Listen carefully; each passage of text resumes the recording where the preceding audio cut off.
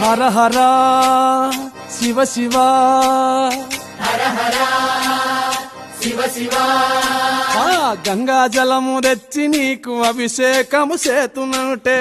జలము తెచ్చి నీకు అభిషేకము చేతునంటే గంగ జలమున సేప కప్పల ఎంగిలంటున్నావు శంభో హర శివ శివ హర హర శివ శివ సాంబ శివ నీదు మహిమ ఎన్నటికీ తెలియదాయే శివ శివ